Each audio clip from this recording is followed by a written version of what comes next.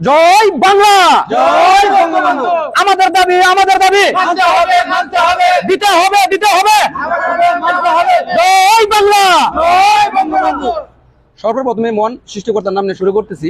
একটা বাচ্চা যদি জন্ম হয় সেই বার্থ সার্টিফিকেটটা আমরা করে থাকি, একটা লোক যদি মারা যায় সেই ডেথ সার্টিফিকেটটা আমরা করে থাকি, এবং একটা ইউনিয়নে সরকারি তৃণমূলের যে সর্বসাধারণ যে সেবাগুলো আছে প্রত্যেকটা ঘরে ঘরে প্রত্যেকটা মানুষের হাতে হাতে টিবিসি ধরে, বিজিবি ধরে, বিধবা ভাতা ধরে, বয়স্ক ভাতা ধরে, নারী ভাতা ধরে, প্রত্যেকটা কার্ডই কিন্তু আমরা নাম লিস্ট করে এনে সুন্দরভাবে গুছিয়ে গাছিয়ে যা কিছু প্রয়োজন হয় এবং যা কিছু ডকুমেন্ট দিতে হয় সেইভাবে কিন্তু আমরা সরকারের লিস্টে দিই, আমরা কাজ করে থাকি। এবং রাইট 2টা 3টা 5টা নাই, 16 নাই, ভোর 5টা নাই, এনি টাইম 24 ঘন্টা একটা গ্রাম পুলিশ ডিউটি করে থাকে, একটা ইউনিয়নে বলতে একটা ওয়ার্ডে বলতে 24 ঘন্টা। আমাদের তো মনে করি 365 দিনে আমরা ডিউটি করি, কোথার 30 দিনে আমরা ডিউটি করি। আমাদেরকে বেতন দিচ্ছে 3250 টাকা সরকারি অংশ, আর 3250 দিচ্ছে ইউনিয়ন অংশ, টোটালে 6500 টাকা আমাদের মাসিক বেতন। 6500 টাকা বেতন থাকা সত্ত্বেও মনে করেন আমাদের যে বার্ষিক বেতনটা আছে, বেতনটা পর্যন্ত আমরা পাই না। সরকারি অংশটা পাই 3250 টাকা, ইউনিয়ন অংশটা আমরা পাই না। তাহলে আমরা কিভাবে চলবো? আমাদের একটাই দাবি, জাতীয়করণের দাবি। আমরা মাননীয় প্রধানমন্ত্রীর কাছ থেকে আমরা প্রত্যাশা করি সবসময়। 1/1/1976 সালে জাতির জনক শেখ মুজিবুর রহমান উনি প্রজ্ঞাপন জারি করেছিল, আর সেই জাতির জনক, সেই জাতির পিতার প্রজ্ঞাপনটি বর্তমান পর্যন্ত এখনো পর্যন্ত স্বপ্নই রয়ে গেছে, বাস্তবায়ন হয় নাই। তাহলে ব্যর্থতা আমার গ্রাম পুলিশের ব্যর্থতা, আমি আমার ব্যর্থতা চাই। কারণ 6500 বেতন নিয়ে বর্তমানে আমি চলতে পারতেছি না, আমার দেওয়ালে আমার পিঠ থেকে গেছে। আমরা 24 ঘন্টা ডিউটি করে থেকে আমরা সরকারি রুলস অনুযায়ী কিন্তু আমরা মনে করেন যেভাবে নিয়োগ দিতে হয় সেভাবে আমরা নিয়োগ দিয়ে থাকে। আমাদের মেডিকেল টেস্ট ধরে, থানার ভেরিফাই ধরে, সমস্ত কিন্তু একুরেটের কাগজের মাধ্যমে আমাদেরকে নিয়োগ দেওয়া হয়, সমস্ত কিছু হয়ে থাকে। মনে করেন আজকে এই জায়গায় কি লেখছে, বেতন ও ভাতা, জাতীয় বেতন স্কেল 2009 আলোকে কর্মচারী বেতন ও ভাতা নির্ধারণ করতে হবে। 2011 সালে আমাদেরকে কোর্ট থেকে আমাদের পারমিশন দিতে, আমাদের অনুমোদন দিচ্ছে তাদেরকে বেতন দেওয়া হোক। তারপরে কোর্টের পারমিশনটা কিন্তু আমাদের এখনো পর্যন্ত বাস্তবায়ন হয় নাই। কারণ দুঃখের সাথে বলতে হয়, কষ্টের সাথে বলতে হয়, আসলে আমাদের ভবিষ্যৎ প্রজন্মে যে কি হবে ভাই আমরা নিজেও জানি না। আজকে মনে করেন আমার চাকরির বয়স 3 বছর, আমি 1,40,000 টাকা আমি রেনের মধ্যে পড়ে গেছি। আমার বাড়ি থেকে হয়তো জমিন বেচতে হবে, বুড়ো বাসা তো নাই গিয়া, আমার জমিন বেচে মানুষের রেন দিতে হবে, কারণ 6,500 টাকা মাসে যদি বেতন দেয় তাহলে আমি মনে করেন আমার বাড়ির থেকে আমি যদি উপজেলা যাই প্রতিদিন বলতে, প্রতি সপ্তাহে বলতে, 2 দিন পর বলতে, আমার বাড়ি থেকে আমার উপজেলা যাইতে প্রতিদিন আমার ভাড়া আছে 200 টাকা। 200 টাকা ভাড়া হইলে মাসিক তার খরচ কত হয় আপনারা বলেন?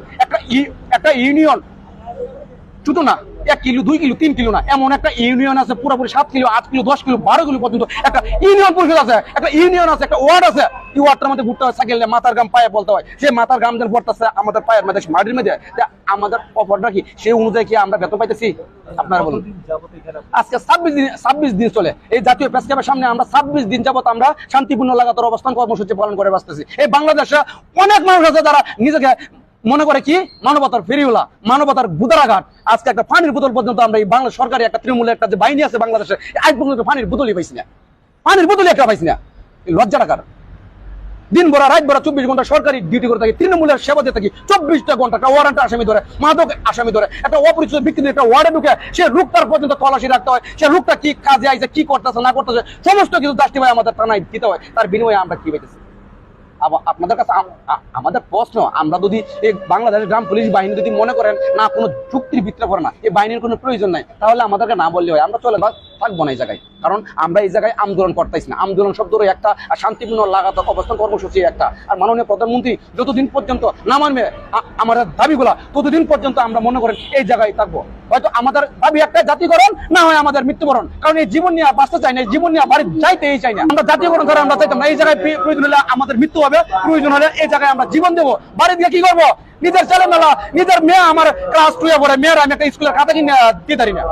প্রাইভেটে 300 টাকা 200 টাকা প্রাইভেট, 200 300 250 টাকা প্রাইভেট মাসিক বেতনটা দিতে পারি না। মাস্টাররা ভাই তোর মেয়েরে পড়াতাম না, তুমি গ্রাম পুলিশ তো বেতনই নাই, দোকান বাইক দেয় না, মাস্টাররা প্রাইভেট পড়ে না। তার ভবিষ্যৎ প্রজন্মে আমাদের মেয়েরা কি হবে এই সময়ের বাংলাদেশে, স্মার্ট বাংলাদেশে? আপনারা বলুন। আমি ভুল বলে থাকলে আমার উপযুক্ত বিচার করেন, আমার শাস্তি দেন, প্রয়োজন হলে আমি ফাঁসির মঞ্চে আমি চলে যাবো।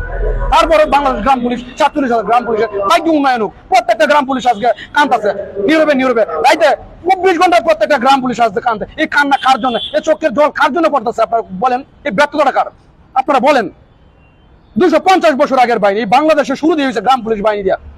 বাংলাদেশ শুরুই হয়েছে গ্রাম পুলিশের বাহিনী দিয়ে। আর মনে করি বাংলাদেশে গ্রাম পুলিশ বাহিনীর কোনো নাম বলতে, অস্তিত্ব বলতে আস্তে আস্তে সমস্ত কিছু ধ্বংস হয়ে যেতেছে। আজকে মনে করেন ১/১/১৯৭৬ জাতির জনক শেখ মুজিবুর রহমানের যে প্রজ্ঞাপনটি জারি হয়েছিল, সেই প্রজ্ঞাপনটি পর্যন্ত আজ পর্যন্ত বাস্তবায়ন হয় নাই।